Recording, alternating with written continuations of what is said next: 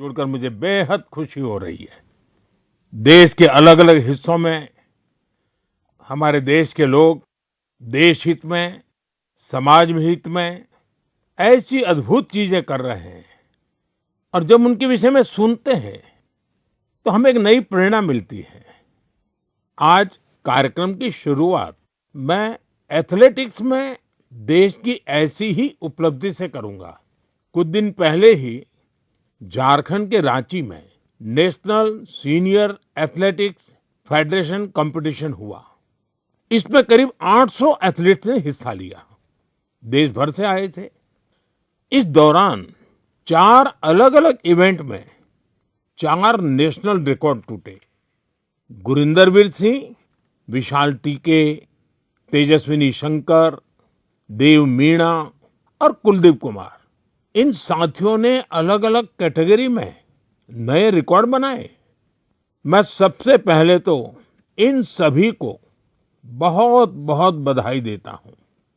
साथियों, एक इवेंट जिसकी देश भर में बहुत चर्चा हो रही है वह है 100 मीटर रेस, 100 मीटर की दौड़। महज 2 दिनों के भीतर मेंस 100 मीटर रेस में नेशनल रिकॉर्ड 3 बार टूटा।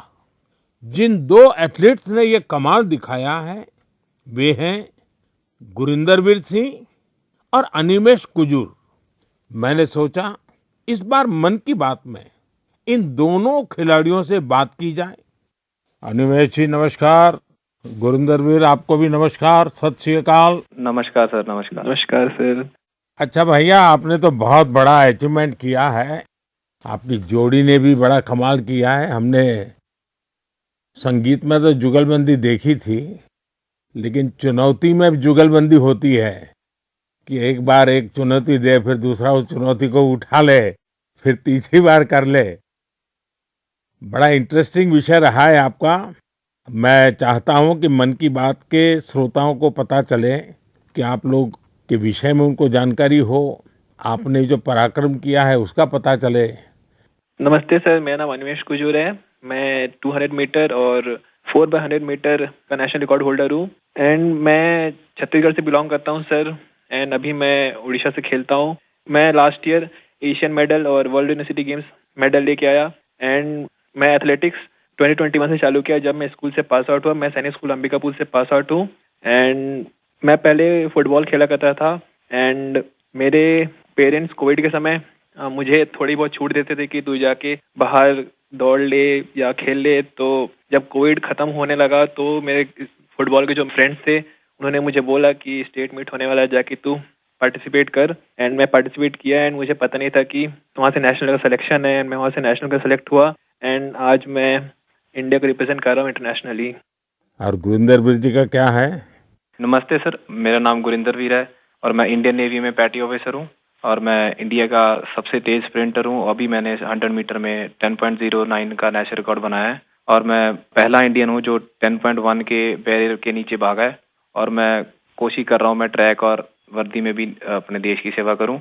मेरे फादर और मेरे ग्रैंडफादर दोनों स्पोर्ट्स करते थे, तो हमारे इंडिया का कल्चर है जब भी कोई त्योहार होता है जैसे दिवाली जैसे नया साल, तो हम अपने घर की सफाई करते हैं। तो मैं अपने फादर की ट्रॉफीज और मेडल्स की सफाई करता था, तो मेरे को वो बहुत अच्छा लगता था। मैं बहुत खुश होता था तो जब मैं कोई ट्रॉफी साफ करता था तो मैं पूछता था अभी ये ट्रॉफी कहाँ जीती, ये मेडल कहाँ जीता, ये फोटो कब किया है। तो फिर मेरे को वो अपनी कहानी सुनाते थे भी मैं यहाँ खेलने गया, मैंने ये नेशनल मेडल जीता, ये मैंने अपनी टीम को इतना जिताया।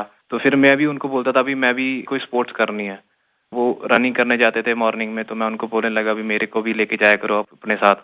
तो मेरे को लेके जाने लगे, जो उन्होंने अपनी गेम स्पोर्ट्स में सीखा था तो मेरे को सिखाने लगे, तो मेरा इंटरेस्ट बनने लगा। मैंने यूसेन बोल्ट का वर्ल्ड रिकॉर्ड टूटता हुआ देखा। तो एक स्टोरी है ऐसे फनी, मैं अभी टीवी देख रहा था तो मम्मी ने मेरे लिए टीवी बंद कर दिया, भी अभी बेटा पढ़ने का टाइम हो गया, आप पढ़ो। तो मैं कभी ठीक, आप मेरे को टीवी नहीं देखने देते, एक दिन ऐसा आएगा आप मेरे को टीवी में ढूंढोगे भी, देखो वो गुरिंदर दौड़ रहा है। तो मेरे को भी खुशी होती है जब मेरी माँ मेरे को टीवी पे दौड़ता हुआ देखती है। वाह वाह वाह, बड़ी शानदार बात है भी आपकी तो। हाँ जी, मिडिल क्लास फैमिली है सर। फिर मेरे फादर वो भी वॉलीबॉल खेलते थे, घर की प्रॉब्लम्स की वजह से उन्होंने अपनी स्पोर्ट्स छोड़ दी। उनका जो सपना पूरा करने वाला रह गया, तो उन्होंने मेरे अंदर वो सपना देखा भी मेरा बेटा वो सपना पूरा करेगा। तो मैं उनसे बातें करता था, फिर सुनता था मिल्खा सिंह इतनी मेहनत करते थे। मैं उनको बोलता था मैं भी एक दिन आपका सपना पूरा करूंगा। तो बोलते सपना पूरा ऐसे नहीं होता, उसके लिए बहुत हार्ड वर्क करना पड़ता है, मेहनत करनी पड़ती है। मिल्खा सिंह जी खून की उल्टियां करते थे, धूप में भागते थे, सारा दिन ट्रेनिंग करते थे। तो वो चीजें मेरे को इंस्पायर करती थी। मेरे फादर मेरे को इंस्पायर करते थे भी मैं भागूंगा अपने देश के लिए मेडल लाऊं, जीतूं। और ये भी था भी जब मैंने इवेंट चूज किया 100 मीटर, सभी मेरे को बोलते थे भी 100 मत करो, 100। The Tanishq Gold Exchange gives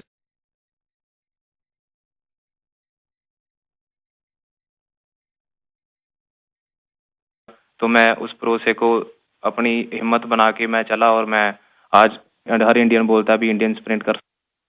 देखिए, आप दोनों ने बहुत बड़ा कमाल किया है और सिर्फ 2 दिनों के भीतर आप दोनों ने 3 बार नेशनल रिकॉर्ड तोड़ा है।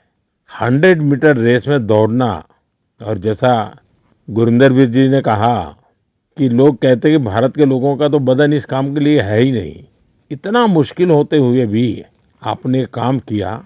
तो ये दोनों से मैं जानना चाहूंगा और मन की बात के श्रोता भी सुनना चाहेंगे कि कौन सा जज्बा था, क्या जीत थी, क्या सोचा था और कैसे कर रहे थे? ये कितना मुश्किल होता है। जी सर, मैं गुरिंदर, मैं जब स्टार्टिंग में सर बहुत स्ट्रगल था, बहुत बार डाउट भी आया कि मैं सही कर रहा हूँ, मैं सही चूज किया, क्योंकि हर बार आप नहीं जीते, कभी कभी आप सीखते हो। जब मैं हारता था, जब मैं सही परफॉर्मेंस नहीं आती थी, कोई इंजरी आ जाती थी, तो मेरे घर वाले मेरे को सपोर्ट करते थे भी कोई नहीं, एक दिन बुरा चला गया, एक साल बुरा चला गया तो इससे जिंदगी खराब नहीं होती, सपने देखना नहीं छोड़ते। तो मेरे कोच ने भी मेरे को ये सिखाया, अगर तू नहीं करेगा तो कोई और नहीं कर पाएगा। तो ऐसे जब हमारी कम्युनिटी, हमारे आसपास के लोग हमें उत्साहित करते हैं तो हमारा कभी वो मोटिवेशन नहीं टूटता।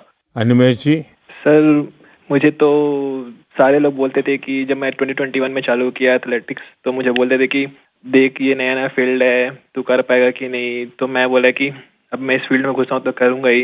मेरे पापा भी हमेशा मुझे बोलते थे कि तू इस फील्ड में घुसा है तो कभी पीछे मुड़ के देखना मत, क्योंकि सोचते तो सभी हैं कि ये करना है वो करना है, बट करके बहुत कमी दिखाते हैं। तू बस इस फील्ड में घुसा है तो इस पे अमल रहना, इस पे आगे बढ़ना है। देखो सारी फैसिलिटीज, सब चीज़ हम लोग सपोर्ट करेंगे, फैमिली सपोर्ट, फाइनेंशियल सपोर्ट, सब चीज़ हम लोग करेंगे। बस तू मेहनत कर और इंडिया को दिखा कि इंडियंस भी भाग सकते हैं। क्योंकि ये मुझे भी लोग बोलते थे कि इंडियंस की जीन्स ऐसे नहीं है कि वो सब 10 या सब 10-1 के अंदर भाग सकते हैं या कोई स्प्रिंट कर सकता है। बट अभी हम दोनों ने ऐसे प्रूव किया कि इंडियंस भी कर सकते हैं, ऐसा कोई हार्ड नहीं है हमारे लिए, हम भी सब कुछ कर सकते हैं। तो सर ये सारी चीज़ें मुझे बहुत मोटिवेट करती है। एंड जैसे जैसे हम ट्रेनिंग कर रहे हैं, हम और टाइमिंग तोड़ रहे हैं अपना, एंड बाकी इंडियंस को भी ये चीज़ दिख रहा है कि इंडियंस भी कर सकते हैं। एंड हम और करेंगे सर अभी। एंड अभी हम दोनों का सिलेक्शन कॉमनवेल्थ गेम्स के लिए भी हुआ है, तो वहाँ अपकमिंग कंपटीशन में हम और अच्छा परफॉर्म करेंगे। अच्छा, देखिए, मेरे मन में भी एक कुतूहल है और लोगों को भी होगा। मैंने सुना है कि आप दोनों अच्छे दोस्त भी हैं। आप दोनों ने कुछ ठान रखा था क्या कि तुमने मेरा रिकॉर्ड तोड़ा तो मैं तेरा रिकॉर्ड तोड़ दूंगा? पहले अनिमेश बता दे।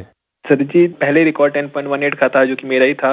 एंड देन उसको गुरिंदर भैया ने सेमीफाइनल में तोड़ दिया 10.17 करके। एंड मैंने फिर से उसको सेमीफाइनल 2 में 10.15 करके तोड़ दिया। तो उस समय जब मेरा सेमीफाइनल हुआ तो हम दोनों ही खुश थे कि हाँ चलो ठीक है, तो आज रिकॉर्ड टूटा एंड चलो हम दोनों ने तोड़ा ऐसा। क्योंकि उस समय कंपटीशन में राइवलरी रहती है, बट हम दोनों ठान के रखे थे पहले से ही कि उससे पहले हम लोग सऊदी अरेबिया भी गए थे कंपटीशन करने के लिए। तो वहाँ भी हम दोनों रूममेट थे, तो हम दोनों वहाँ भी ऐसा बात करते थे कि इंडिया के स्प्रिंटिंग को आगे लेके जाना है एंड हमारे ही हाथों में है वो चीज़। हम जो करेंगे वही बाकियों को मोटिवेट करेगा। गुरिंदर वीर क्या कहना चाहेंगे? हम दोनों ने डिसाइड किया था भी हम दोनों अच्छा भागेंगे। तो कभी भी सर एक दूसरे को जरूरत होती है तो एक दूसरे के साथ खड़े होते हैं। जैसे अभी रिकॉर्ड करने से पहले जब मैंने रिकॉर्ड किया, फिर अनिमेश ने किया, तो जब हम वार्म अप कर रहे थे तो मैं अनिमेश को बता रहा था भी अनिमेश वो ब्लॉक सही है, उस पे जाके बैठ, वहां पे स्ट्राइड कर ले, हम वार्म अप यहाँ पे करेंगे, यहाँ पे वार्म अप सही होगा। तो एक दूसरे की हेल्प करते हैं, एक दूसरे की हेल्प करते हैं जब, तो दूसरा भी इम्प्रूव करता है, हम भी इम्प्रूव करते हैं। तो दोस्ती भी चाहिए सर, बट जब हम ग्राउंड के बाहर हैं, कंपटीशन के बाहर हैं तो हम दोस्त हैं, बट जब हम ग्राउंड में चले जाते हैं तो एक दूसरे के कॉम्पिटिटर हो जाते हैं। तो ये होता भी मैं इससे फास्ट भागूंगा, मैं इससे फास्ट भागूंगा। देखिए, आप लोगों ने जो स्पर्धा की है ना, वो देश का मान बढ़ाने के लिए की है, देश को भविष्य में इस जगह पे पहुंचाने के लिए की है और एक पॉजिटिव स्पिरिट से की है। और मैं मानता हूं कि आपका ये जो स्पोर्ट्समैन स्पिरिट है, खेलना भी है, एक दूसरे को चुनौती भी देना है और फिर आगे निकलने के लिए प्रयास करना है और फिर आगे जाने के लिए एक दूसरे की मदद करना है, ये अद्भुत काम किया है आप लोगों ने। मेरी तरफ से आपको बहुत बहुत बधाई, मेरी बहुत बहुत शुभकामनाएं और आप देश का नाम भी रोशन करेंगे, मुझे पूरा विश्वास है। आप ऐसे ही मेहनत करते रहिए, बहुत प्रगति होगी। बहुत बहुत शुभकामनाएं मेरी। शुक्रिया सर, शुक्रिया आपका सर। बहुत बहुत धन्यवाद। मेरे प्यारे देशवासियों, इस समय देश के ज्यादातर हिस्सों में बहुत गर्मी पड़ रही है, तेज धूप, गर्म हवाएं। ऐसे मौसम में अपना ध्यान रखना बहुत जरूरी है। पानी पीते रहिए, धूप में अगर निकलना ही पड़े तो थोड़ा संभल कर निकले। इस दिशा में सरकार की भिन्न भिन्न डिपार्टमेंट्स ने जो गाइडलाइंस जारी की है वो भी भूलिएगा नहीं। साथियों, हमारे यहाँ गर्मी से लड़ने का तरीका कई बार रसोई में भी मिलता है। आपने भी देखा होगा, जैसे जैसे गर्मी बढ़ती है वैसे वैसे घर की रसोई का स्वाद बदल जाता है, रसोई का प्रकार बदल जाता है। कहीं मटके का पानी निकल आता है, कहीं दही जमने लगता है, तो कहीं कच्चे आम उबलने लगते हैं और फिर शुरू होता है देसी पेय का दौर। देसी पेय से आप भी परिचित हैं।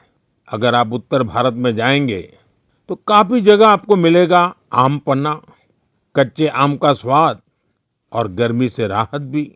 पंजाब हरियाणा जाइए तो लस्सी मिल जाएगी, बड़े गिलास वाली लस्सी। राजस्थान और गुजरात में छाछ जैसे हर खाने की साथी बन जाती है। और बिहार, झारखंड, पूर्वी उत्तर प्रदेश में सत्तू का शरबत, उसकी तो बात ही क्या है, पेट भी भरे ताकत भी दे। कोंकण और गोवा में कोकम शरबत, सोल कढ़ी, दक्षिण भारत में पानकम, नीरमोर, संबारम और ओडिशा में बेलपना। वो सिर्फ पेय नहीं, भारत के अलग अलग क्षेत्रों की परंपरा का हिस्सा है और इसमें एक भारत श्रेष्ठ भारत की भावना की झलक भी मिलती है। और एक बात जरूर ध्यान रखिएगा, इनमें से ज्यादातर चीजें हमारी अपनी रसोई से निकली है, हमारे खेत खलिहान से निकली है। कोई बड़ी ब्रांडिंग नहीं है, लेकिन पीढ़ियों का अनुभव उनमें समाया हुआ है। आप भी गर्मी के दौरान देसी पेयजलों का खूब आनंद लीजिए। साथियों, गर्मी आते ही एक और चर्चा हर घर में शुरू हो जाती है और वो है आम। आम आम चर्चा का विषय होता है। भारत में शायद ही कोई घर होगा जहां गर्मियों में आम की बात न होती हो। हर इलाके का अपना आम, अपना स्वाद, अपनी खुशबू। महाराष्ट्र और कोंकण का हापुस, अल्फांसो, गुजरात का केसर, यह तो आमरस की जान है। उत्तर प्रदेश का दशहरी और मेरी काशी का लंगड़ा। वैसे लंगड़ा आम की एक खास बात होती है, पकने के बाद भी उसका रंग कई बार हरा ही रहता है। बिहार का जर्दालू, जिसकी खुशबू दूर से पहचान में आ जाए। चौसा, मालदा, हर नाम के साथ लोगों की यादें जुड़ी हुई है। दक्षिण भारत जाइए तो बंगनपल्ली, तोतापुरी, नीलम, मलगोवा, बंगाल का हिमसागर, उड़ीसा और आंध्र प्रदेश का सुवर्ण रेखा, यानी जगह बदलती है, आम का रूप, रंग और उसका स्वाद भी बदल जाता है। और साथियों, आम की ये यात्रा अब गांव से ग्लोबल मार्केट तक भी पहुंच रही है। आज मन की बात के माध्यम से मैं आम की पैदावार से जुड़े अपने किसान भाई बहनों की प्रशंसा करूंगा। आप देश की कृषि अर्थव्यवस्था के लिए आम किसान नहीं, बहुत विशेष हैं। ऐसे ही छाए रहिए। साथियों, गर्मी के इन दिनों में ऐसे तो स्कूलों की छुट्टियां होती हैं, लेकिन मैं एक ऐसे क्लास की बात करूंगा जिसमें आपका एडमिशन करने का मन कर जाएगा। साथियों, एक स्थिति की कल्पना कीजिए, एक ऐसा स्कूल जहां बच्चे भी आते हो, युवा भी और बुजुर्ग भी, जहां कोई फीस ना हो, कोई बड़ी बिल्डिंग ना हो, कोई क्लासरूम भी ना हो, और सबसे रोचक बात, वहां क्लास नदी में लगती हो। साथियों, ये कोई कहानी नहीं है, ये एक सच्चा प्रयास है। केरलम के आलुवा में साजी वलाशेरिल जी ऐसा ही एक स्विमिंग क्लब चला रहे हैं। अब तक 15,000 से ज्यादा लोग यहाँ तैरना सीख चुके हैं। साजी जी ने दिव्यांग बच्चों को भी स्विमिंग सिखाई है। इस प्रयास के पीछे एक पीड़ा भी छिपी है। कुछ वर्ष पहले एक नौका हादसे में कई छात्रों की मृत्यु हो गई थी। उस घटना ने साजी जी को भीतर तक झकझोर दिया। उन्होंने सोचा, अगर बच्चों को तैरना आता होता तो शायद कई जानें बच जाती। बस यहीं से शुरू हुआ उनका ये अभियान। साथियों, साजी वलाशेरिल जी का जीवन हमें एक बहुत बड़ी सीख देता है। सेवा करने के लिए बहुत बड़े साधन जरूरी नहीं होते, जरूरी होता है एक अच्छा इरादा और लगातार किया गया प्रयास। इन्हीं के दम पर हजारों लोगों के जीवन में बदलाव लाया जा सकता है। मेरे प्यारे देशवासियों, बीते दिनों मुझे यूरोप के नीदरलैंड जाने का अवसर मिला। वहां मैं कई मीटिंग में शामिल हुआ। इसी दौरान एक ऐसा क्षण आया जिसने हर भारतीय को गर्व से भर दिया। नीदरलैंड्स में आयोजित एक विशेष समारोह में चोला काल की प्राचीन ताम्र पट्टिकाएं भारत को वापस सौंपी गई। उस कार्यक्रम में नीदरलैंड्स के प्रधानमंत्री भी मौजूद थे। इन ताम्र पट्टिकाओं को लेकर मुझे देश विदेश से लगातार संदेश मिल रहे हैं। लोग खुशी Max out on your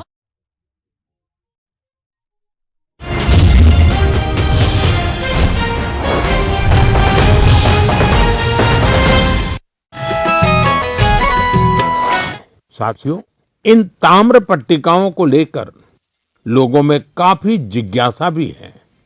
इसलिए आज मैं इससे जुड़ी कुछ बातें आपसे साझा करना चाहता हूं।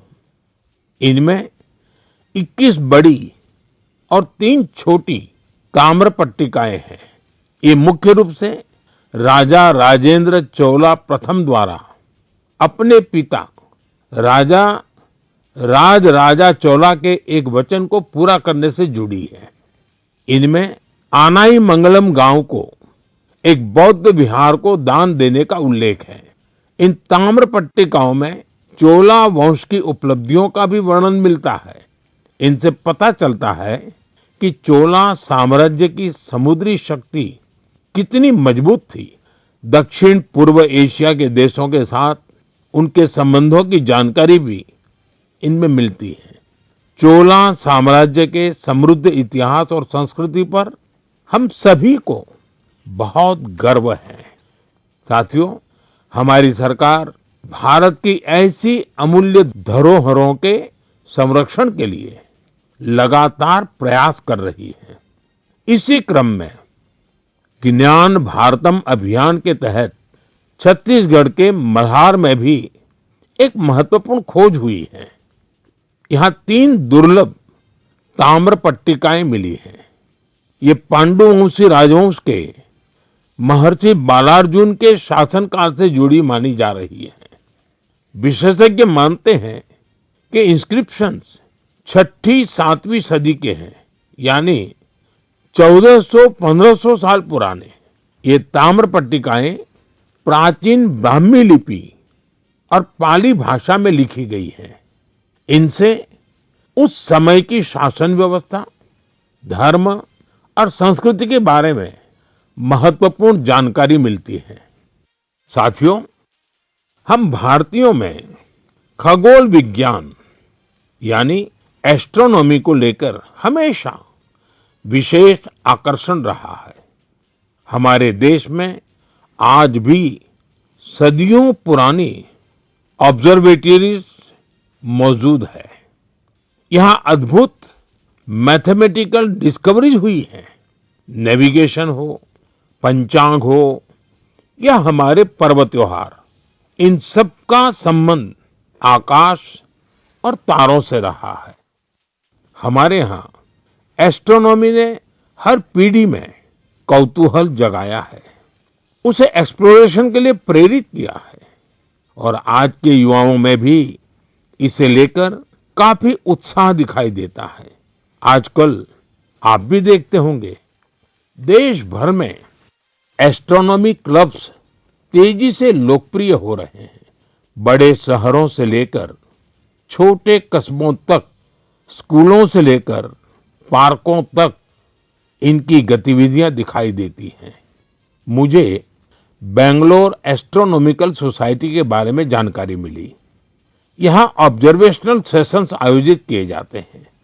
इस संस्था ने ग्रामीण क्षेत्रों में एस्ट्रोनॉमी को लोकप्रिय बनाने का मिशन भी शुरू किया है। खगोल मंडल नाम की टीम ने 30 घंटे का एक बहुत इनोवेटिव कोर्स शुरू किया है। साथियों, रात में तारों को निहारना अपने आप में अद्भुत अनुभव होता है। एस्ट्रो केरला नाम की एक संस्था नाइट ऑब्जर्वेशन कैंप और वर्कशॉप आयोजित करती है। यहाँ युवा साथी टेलीस्कोप बनाना और स्टार मैप्स का इस्तेमाल करना सीखते हैं। राजकोट के बिग बैंग एस्ट्रोनॉमी क्लब ने गिर के जंगलों से लेकर कच्छ के रण तक अनेक एस्ट्रोनॉमी इवेंट्स आयोजित किए हैं। ज्योतिर्विद्या परिसंस्था भी एस्ट्रोनॉमी के सबसे पुराने संस्थानों में से एक है। यहाँ ऑब्जर्वेशनल फैसिलिटीज के साथ साथ बुक्स, लाइब्रेरी और टेलीस्कोप लाइब्रेरी की सुविधा भी है। मैं आईसेक का भी जिक्र करना चाहूंगा। यह एक student led nationwide network है जो एस्ट्रोनॉमी और एस्ट्रोफिजिक्स क्लब को आपस में जोड़ता है। साथियों, अपनी हॉबी के लिए समय निकालना और लगातार कुछ नया सीखते रहना बहुत जरूरी है। मैं युवाओं से आग्रह करूंगा कि वे किसी एस्ट्रोनॉमी क्लब से जरूर जुड़े और इन छुट्टियों में किसी प्लेनेटेरियम को भी जरूर देखने जाएं। साथियों, मन की बात कार्यक्रम को जो लोग टीवी पर देख रहे हैं, मैं उनसे कहूंगा एक वीडियो जरूर देखिएगा। ये वीडियो पिछले दिनों बहुत चर्चा में रहा।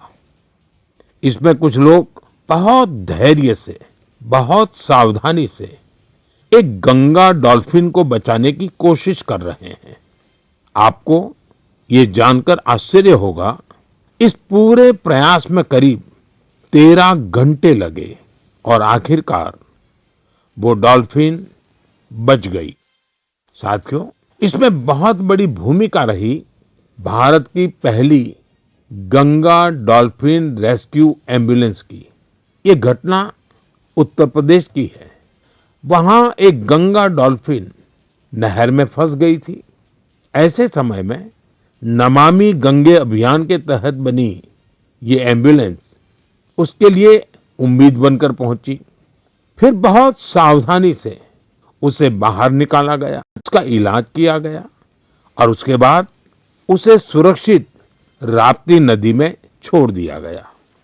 एक तरह से कहें तो एक जीवन फिर अपने घर लौट गया। साथियों, ये डॉल्फिन रेस्क्यू एम्बुलेंस बहुत खास है। इसे एक चलते फिरते अस्पताल की तरह तैयार किया गया है। इसमें डॉल्फिन को सुरक्षित रखने की व्यवस्था है, ऑक्सीजन की सुविधा है, विशेष स्ट्रेचर है, बचाव के उपकरण है। यानी अगर कोई डॉल्फिन घायल हो जाए, नहर में फंस जाए या नदी से कट जाए तो तुरंत उसकी मदद की जा सकती है।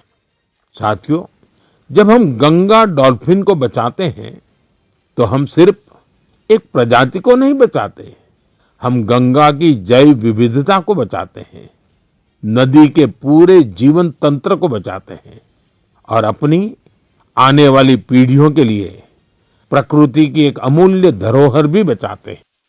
मेरे प्यारे देशवासियों, आप में से बहुत लोगों की नदी, तालाब और कुएं के पानी से जुड़ी यादें जरूर होगी। किसी को तालाब में तैरना याद होगा, किसी को दोस्तों के साथ तालाब किनारे खेलना, किसी को उस मिट्टी की खुशबू याद होगी। बचपन की ऐसी यादें जीवन भर मन में बसी रहती हैं। साथियों, ऐसी ही यादों को बचाने की एक प्रेरक गाथा उत्तर प्रदेश के बस्ती जिले से सामने आई है। बस्ती के आकाश गुप्ता अपने गांव की मनोरमा नदी को देखकर बहुत दुखी होते थे, क्योंकि जिस नदी को उन्होंने बचपन में साफ और जीवन देखा था, समय के साथ उस नदी में प्लास्टिक जमा होने लगा था, गंदगी बढ़ती चली जा रही थी।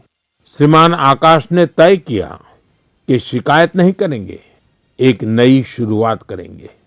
शिकायत नहीं, शुरुआत मंत्र बन गया। उन्होंने अपने दोस्तों को साथ लिया। सिर्फ जाल था, फावड़ा था, टोकरी थी और सबसे बड़ी ताकत थी कुछ बदलने का संकल्प। ये युवा नदी में उतरते थे, जलकुंभ भी निकालते थे, प्लास्टिक और कचरा बाहर लाते थे। कई बार एक दिन में 50-60 किलो तक कचरा नदी से निकाला गया। धीरे धीरे मनोरमा नदी का वह हिस्सा फिर से साफ दिखने लगा। आसपास के लोगों का ध्यान भी इस काम की तरफ गया। लोगों में स्वच्छता को लेकर जागरूकता बढ़ी। साथियों, ऐसी ही एक प्रेरक कहानी गोवा से भी सामने आई है। गोवा के बाल कृष्ण अय्या जी रिटायर्ड टीचर हैं, लेकिन समाज के लिए काम करने का उनका उत्साह आज भी वैसा ही है। उन्हें मड्डी तोलाब इलाके में पानी की समस्या बहुत परेशान करती थी। उन्होंने भी समाधान के लिए काम शुरू किया। बालकृष्ण जी ने पाइपलाइन बिछाने के काम में महत्वपूर्ण भूमिका निभाई। इससे कई घरों तक पानी पहुंचा। जिन परिवारों को पानी के लिए रोज संघर्ष करना पड़ता था, उनके लिए यह बहुत बड़ी राहत बनी। साथियों, पिछले महीने मुझे एक बहुत अच्छा अनुभव हुआ। इसका संबंध मन की बात से भी जुड़ा है, इसलिए आज मैं इसकी चर्चा आपसे करना चाहता हूँ। तमिलनाडु के नागरकोइल में मेरी मुलाकात एक टीचर से हुई। करीब 3 दशक पहले भी मैं उनसे मिला था। मैं बात कर रहा हूँ गिरिजा अम्मा जी की। इस मुलाकात के दौरान कुछ युवा स्टूडेंट्स भी उनके साथ थे। साथियों, गिरिजा अम्मा जी करीब 15 स्कूल चलाती हैं। इनमें चेन्नई का जय गोपाल गरोडिया हिंदू विद्यालय बहुत प्रमुख है। उनकी देशभक्ति की भावना हर भारतवासी को प्रेरित करने वाली है। उन्होंने मन की बात से प्रेरणा लेकर देश के अनेक सैनिकों के लिए योगदान का संकल्प लिया। इसके लिए उन्होंने अपने सभी स्कूलों के स्टूडेंट्स को प्रेरित किया। उन्होंने बच्चों से कहा कि वे वीर जवानों के लिए हर दिन 1 रुपया योगदान दें। यानी एक साल में हर स्टूडेंट की ओर से 365 रुपये जमा हुए। इस छोटे छोटे योगदान से करीब 40 लाख रुपए इकट्ठा हुए। गिरिजा अम्मा जी ने इस पूरी राशि का चेक मुझे सौंपा। उनसे बातचीत के दौरान मैंने महसूस किया कि माँ भारती के प्रति उनका समर्पण कितना गहरा है। पिछले वर्ष ही चेन्नई के पहले हिंदू विद्यालय ने अपने 50 स्टूडेंट्स की भी विशेष सराहना करता हूँ, जिन्होंने अपने वीर सैनिकों के लिए योगदान दिया। साथियों, भारत के हर गांव में, हर शहर में कुछ न कुछ ऐसा हो रहा है जो हमें प्रेरणा देता है। कई बार इन प्रयासों की ज्यादा चर्चा नहीं होती, लेकिन जब हम इन्हें जानते हैं तो ये विश्वास और मजबूत होता है कि देश अपने लोगों की शक्ति से आगे बढ़ रहा है। मेरा आपसे आग्रह है, अपने आसपास के ऐसे प्रयासों को जरूर देखिए। जो लोग समाज के लिए अच्छा काम कर रहे हैं, उन्हें पहचानिए, उनकी सराहना कीजिए, उनसे सीखिए और हो सके तो खुद भी किसी अच्छे काम से जुड़िए। अगले महीने मन की बात में कुछ और प्रेरक गाथाओं के साथ मैं फिर आपसे जुड़ूंगा। बहुत बहुत धन्यवाद। नमस्कार।